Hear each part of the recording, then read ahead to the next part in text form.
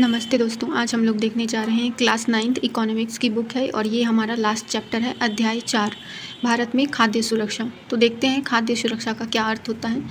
खाद्य सुरक्षा का जो अर्थ अगर सामान्य अर्थ में लगाया जाए तो ये सभी लोगों के लिए सदैव भोजन की उपलब्धता, पहुंच और उसे प्राप्त करने का सामर्थ्य। तो ये तीनों गुण अगर हों तो वो खाद्य सुरक्षा के अंतर्गत जो है आता है। इसमें जो है खाद्य सुरक्षा अगर भारत की बात की जाए तो ये सार्वजनिक वितरण प्रणाली और शासकीय सतर्कता और खाद्य सुरक्षा के खतरे की स्थिति में सरकार की जो कार्रवाई होती है उन सब पर निर्भर करता है कि किस प्रकार जो है सार्वजनिक वितरण प्रणाली वहाँ पर मौजूद है और शासकीय सतर्कता कितनी अधिक जो है मौजूद है, तो इस खतरे से जो है निपटा जा सकता है। इसमें अगर हम देखें तो ये 3 आयाम को जो है निर्धारित करता है, जिसमें खाद्य उपलब्ध होनी चाहिए पर्याप्त मात्रा में। इसके अतिरिक्त जो है उस खाद्य उपलब्धता की पहुंच भी लोगों तक पहुंचनी चाहिए और उस खाद्य जो है उसको खरीदने का सामर्थ्य भी लोगों के अंदर होना चाहिए, तभी ये जो है खाद्य सुरक्षा को जो है पूरी तरह से सुनिश्चित कर पाएगा। ठीक है, वही ये यहाँ पर ये बात कही गई है। और इन सब में जो है हम लोग बात करते हैं कि खाद्य सुरक्षा की आवश्यकता क्या होती है। तो चूँकि हम जानते हैं भारत जो है हमारा एक विकासशील देश है और यहाँ की जो है अधिकतर जनसंख्या कृषि पर ही निर्भर करती है।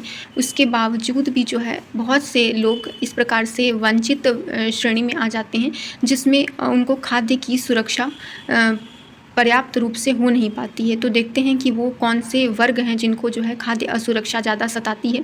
तो वो गरीब वर्ग के लोग होते हैं और इसके अतिरिक्त जो है प्राकृतिक महामारी, जैसे कि अभी हमने देखा कोरोना का जो समय था, उससे भी जो खाद्य असुरक्षा बढ़ गई। बाढ़, चक्रवात, सुनामी, महामारी, सूखा, ये सब भी जो है खाद्य असुरक्षा को जो है बढ़ाने का कार्य करते हैं। और इसमें अगर हम देखें, एक यहाँ पर हमने बनाने की कोशिश की है कि आपदा के समय की स्थिति क्या होती है।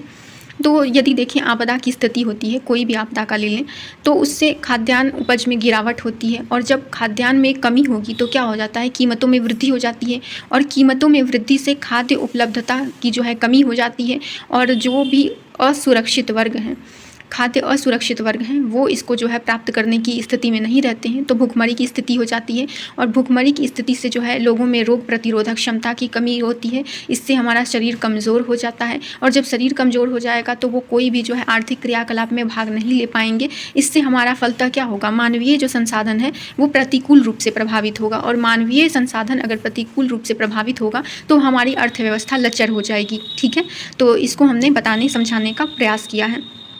अब वही बात यहाँ पर देखें कि खाद्य असुरक्षित वर्ग में जो हैं कौन कौन से जो लोग हैं वो शामिल होते हैं, जैसे कि भूमिहीन, जिनके पास भूमि नहीं है या जिनके पास भूमि है भी तो वो पर्याप्त रूप से जो है उनको जो खाद्य सुरक्षा मिल नहीं पाती है, या पारंपरिक दस्तकार वगैरह हैं, पारंपरिक सेवाएं जो प्रदान करते हैं, या निराश्रित हैं या भिखारी हैं। यदि हम शहरी क्षेत्र की बात कर लें तो जो असंगठित क्षेत्र हैं यानी अनऑर्गेनाइज्ड एरिया जो है, जिसमें कि वो काम करते हैं और उनको काम के बदले में जो मजदूरी है वो बहुत कम मिल पाती है, या उनके जो काम की सुरक्षा है वो बहुत ही ज़्यादा असुरक्षित है। जैसे आज काम मिला उन्हें, कल को उन्हें काम नहीं मिल पाएगा। तो ऐसे जो लोग होते हैं वो सभी जो है खाद्य असुरक्षित लोगों में शामिल होते हैं। वहीं कुछ महिलाएं अगर जो हैं खाद्य असुरक्षित होती हैं तो ये जो अपने बच्चे को जन्मती हैं वो कुपोषित बच्चे होते हैं। उसके बाद फिर यदि बार बार जो है आपदा ग्रसित क्षेत्र जो होता है वहाँ के जो लोग होते हैं वो भी इन सब में जो है शामिल होते हैं। यदि हम बात करें आपदा ग्रसित क्षेत्र की तो जैसे कि बिहार, यूपी, छत्तीसगढ़, उड़ीसा, महाराष्ट्र के जो उत्तरी क्षेत्र होते हैं, यहाँ पर आपदाओं की जो है बारंबारता में वृद्धि होती है, जैसे कि बाढ़, सूखा हो गया। तो ये सब जो है आपातकाल की स्थिति भारत में और भी ज़्यादा खाद्य असुरक्षा को बढ़ाने का कार्य करती है। वहीं बात करें भुखमरी की तो ये भुखमरी 2 प्रकार से होती है, एक दीर्घकालिक, एक मौसमी।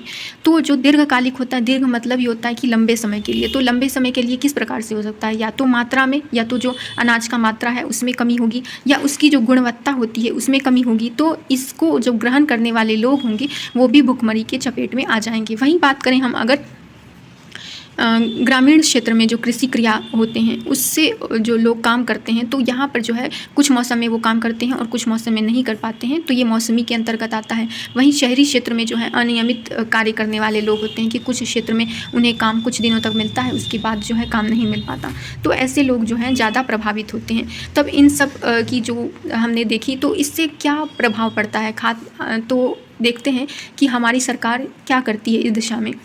तो खाद्य आत्मनिर्भरता की दिशा में जो देखें हम पहला कदम, तो सबसे पहले जो हमारा देश जब आज़ाद हुआ था 1947 में, तो उसके बाद से जो है खाद्य आत्मनिर्भरता की बात की जाने लगी। और जो हमारा पहला पंचवर्षीय योजना बना था उसमें भी जो है कृषि पर जो है बहुत अधिक ध्यान दिया गया था। उसके बाद जो तीसरा पंचवर्षीय योजना था उसके अंतर्गत जो है खाद्य निर्भरता की बात जो है ग्रीन रेवोल्यूशन के रूप में, जो है हरित क्रांति के रूप में हमें देखने को मिला। और इंदिरा गांधी जो हमारी उस समय की तत्कालीन प्रधानमंत्री थी, उन्होंने जुलाई 1986 में गेहूं क्रांति शीर्षक से विशेष डाक टिकट जो है जारी किया। तो ये क्यों किया? तो इसीलिए क्योंकि जो इस क्षेत्र में जो है गेहूं एक क्रांति के रूप में जो है लोगों को भूख मिटाने के लिए एक बहुत ही विस्तृत क्षेत्र में अपना प्रभाव डाली और लोग खाद्य आत्मनिर्भर हो गए। जैसे कि अगर हम देखें कि जो हरित क्रांति है वो उससे गेहूँ हमारे पंजाब, हरियाणा और जो पश्चिमी यूपी का जो क्षेत्र था वहाँ पर आशातीत वृद्धि देखने को मिली। वहीं चावल का क्षेत्र देखें, पश्चिम बंगाल और यूपी के क्षेत्र में भी इस प्रकार जो है वृद्धि देखने को मिली। उसके बाद हम देखते हैं कि खाद्य उपलब्धता के घटक कहाँ पर हैं, मतलब कि जो खाद्य हम उपलब्ध कर पाते हैं उसके लिए जो है सरकार की तरफ से जो क्या योजनाएं होती हैं, किस प्रकार इनका क्रियान्वयन होता है। तो ये बफर स्टॉक और जो है सार्वजनिक वितरण प्रणाली के माध्यम से होता है। अब हम देखते हैं कि बफर स्टॉक क्या होता है। तो जो हमारा जो कह सकते हैं FSI होता है, तो उसके माध्यम से सरकार अधिप्राप्त जो अनाज या गेहूं होते हैं उन सब के भंडार को बफर स्टॉक, यानी जो भी इस प्रकार से गेहूं या चावल जहां पर जमा स्टॉकिंग होती है वो सभी इसके अंतर्गत आते हैं। ठीक है, जो सरकार इन सब से खरीदती है। अब MSP, जब ये कहीं ना कहीं से जो खरीदे जाते हैं तो जो किसानों से उनकी फसल से पहले उनको जो है बताया जाता है कि आपको इतने रुपये जो है चावल के लिए दिया जाएगा, इतने रुपये जो है गेहूँ के लिए दिया जाएगा। उनकी कीमतें तय कर दी जाती है ताकि उनकी खाद्य सुरक्षा जो है वो प्रभावित ना हो और वो उपजाने में सक्षम हो। तो इसे हम लोग जो है MSP के अंतर्गत मापते हैं, न्यूनतम समर्थित मूल्य। अब होता है निर्गत कीमत। ये क्या होता है? जो कमी वाला क्षेत्र होता है वहाँ पर समाज में सभी गरीब वर्ग के बीच में बाजार की कीमत से जो कम कीमत पर उनको उपलब्ध कराया जाता है, ये निर्गत कीमत कही जाती है। अगला है सार्वजनिक वितरण प्रणाली। ये क्या होता है कि ये FSI द्वारा जो अधिप्राप्त अनाज हैं जो बफर स्टॉक में रखे गए हैं उनको जो है सरकार नियमित, मतलब राशन की दुकान के माध्यम से, जो हम लोग बोलते हैं उचित मूल्य की दुकान, वहाँ से हर जो गरीब वर्ग के लोग होते हैं उनको वितरित की जाती है। ठीक है, ये राशन डीलर जो जानते हैं कि यहाँ पर इनके द्वारा ये चीज़ें दी जाती है। ठीक है, और इसमें राशन की जो व्यवस्था है ये कब शुरू की गई थी? तो इसे अगर हम देखें तो बंगाल का जो अकाल आया था उसकी पृष्ठभूमि में 1940 में ये शुरू हुई थी। ठीक है, और फिर उसको बंद हो गई थी। उसके बाद 1960 के दशक में फिर से इसे पुनर्जीवित किया गया और 1970 के दशक में NSSO की रिपोर्ट में इसमें 3 तरह के कार्यक्रम चालू किए गए थे, जिसमें से सार्वजनिक वितरण प्रणाली जो पूर्व में थी उसको ही जो है फिर से सुदृढ़ किया गया। फिर दूसरा जो था वो था एकीकृत बाल विकास सेवाएं, जो ICDS, और प्रायोगिक रूप से ये 1975 में शुरू हुई थी। उसके अतिरिक्त जो है एक और योजना आई थी जो है काम के बदले अनाज, ये 1977 से 78 में शुरू की गई थी। इसी तरह से अगर हम देखें कि गरीबी उन्मूलन कार्यक्रम, सरकार जो है 2 तरह से जो है काम कर रही थी। एक तो है जो गरीबी मिटाना और दूसरा था कि खाद्य सुनिश्चित करना। ठीक है, खाद्य उपलब्धता की सुनिश्चितता। तो जो गरीबी उन्मूलन कार्यक्रम था इसके अंतर्गत अधिकांश जो ग्रामीण क्षेत्र थे उनमें जो सार्वजनिक वितरण प्रणाली थी, जैसे कि दोपहर का भोजन, मिड डे मील योजना, ये सब चालू करके जो लोग हैं उनकी भोजन की आवश्यकता को सुदृढ़ किया गया और ताकि जो है वो अन्य कार्यों पर जो है ध्यान दे पाएँ।